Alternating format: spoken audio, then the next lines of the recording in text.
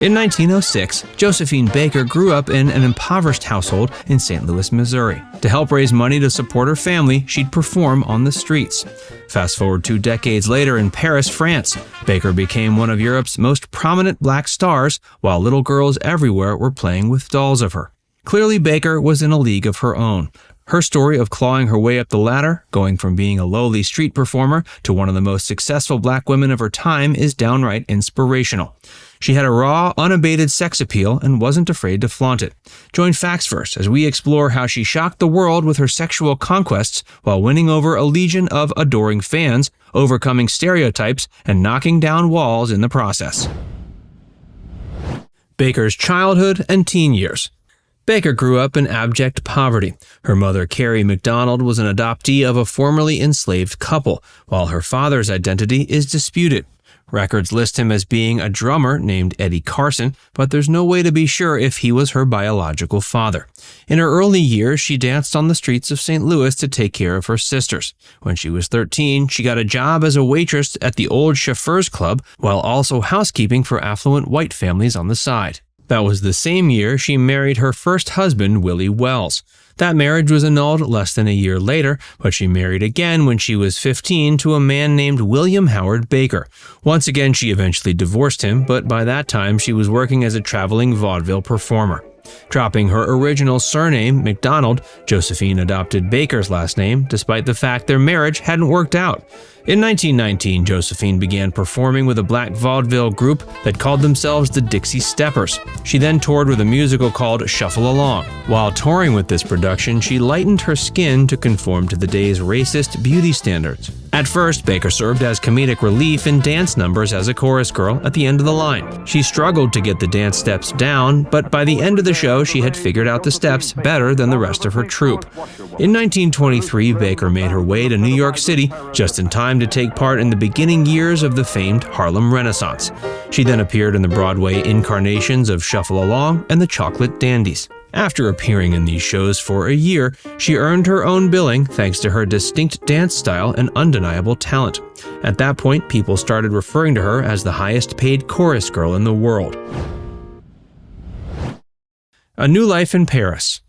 Baker first arrived in Paris, France in the autumn of 1925 with the cast of La Revue Negre and producer Caroline Reagan.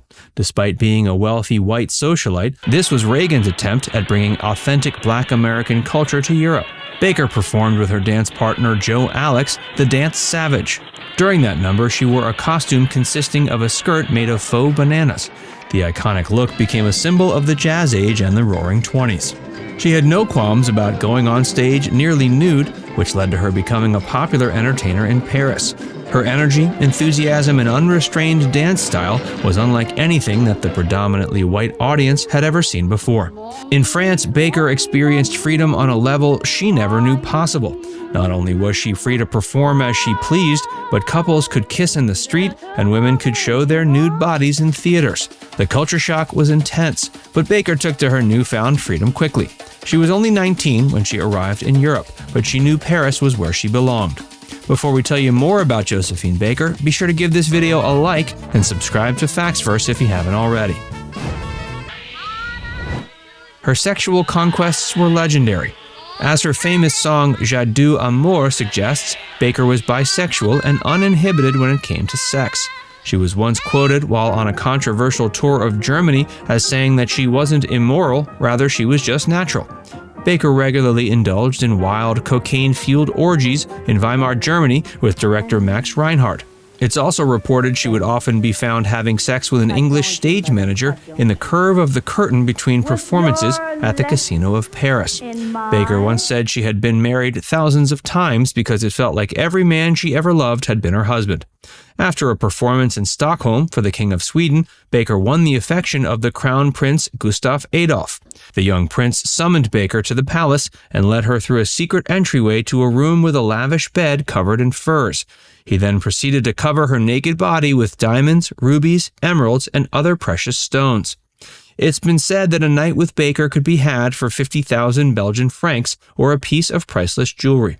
But Baker seemed to have no trouble betting whomever caught her eye. Baker's unusual pets. Known for being a bit of an eccentric, Baker reportedly loved letting white mice run around her naked body. At one point, she was spotted walking down the streets of Paris with a cheetah named Chiquita while surrounded by thousands of fans. Chiquita would often perform with her on stage. Josephine had a love for both domesticated and exotic animals. In addition to Chiquita, she had dogs, cats, fish, and a pig named Albert. Josephine the Spy. At the start of the Second World War, a secret agent with the French military intelligence service named Jacques Abté was in search of a spy who was able to travel throughout Europe and Africa without raising suspicion. One of Abté's colleagues suggested Baker might fit the bill, so he visited her at her mansion La Beau Chêne.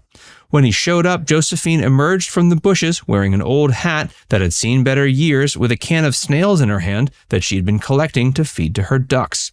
It took Baker no time to sign up for the mission. In her eyes, Paris had given her everything and made her who she was. So she figured it was her duty to give the Parisians her life if need be. Fueled with patriotism, Baker started attending parties at the Italian and Japanese embassies. She would jot down notes on her arms and in the palms of her hands, documenting all the things she'd overhear.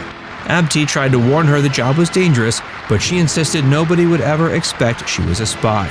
Abté and Baker soon became lovers. They then set out on tour together, with Abté posing as Josephine's ballet master.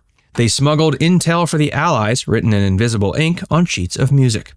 They were ordered to set up a transmission center in Morocco, so Baker and Abté made the nation their home base for some time. And of course, since Baker was the eccentric animal lover, she refused to travel without her entourage of monkeys and mice. Baker would seduce officials and royals in Morocco, including the famed El Glaoui, the Pasha of Marrakesh. After Baker became gravely ill, rumors abounded she had been poisoned by El Glaoui's wives. During the war, Baker helped numerous European Jews, including one of the Rothschilds, obtain Moroccan passports. In doing this, she saved countless lives. While touring Europe and Africa, Baker would pin sensitive information to her bra. On one evening, while giving a performance for American soldiers in Algeria, German aircraft began shooting overhead. Baker remained composed and proceeded to help herself to the buffet while everyone else around her scrambled to take cover. As the attack picked up intensity, she eventually got down on the ground with everyone else.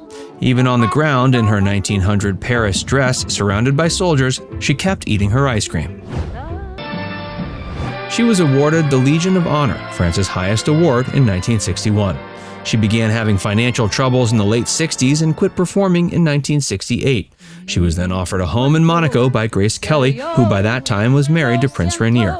In 1974, she performed at the Monaco Summer Ball at Princess Grace's request. That same year, she performed a week's worth of sold-out shows in New York City.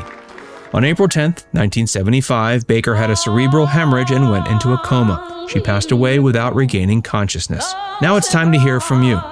Which part of the story was most surprising to hear about? Let us know in the comments section below. And before you go, make sure you give this video a like and subscribe to Facts First if you haven't already. Click the bell icon to stay updated on all our latest content.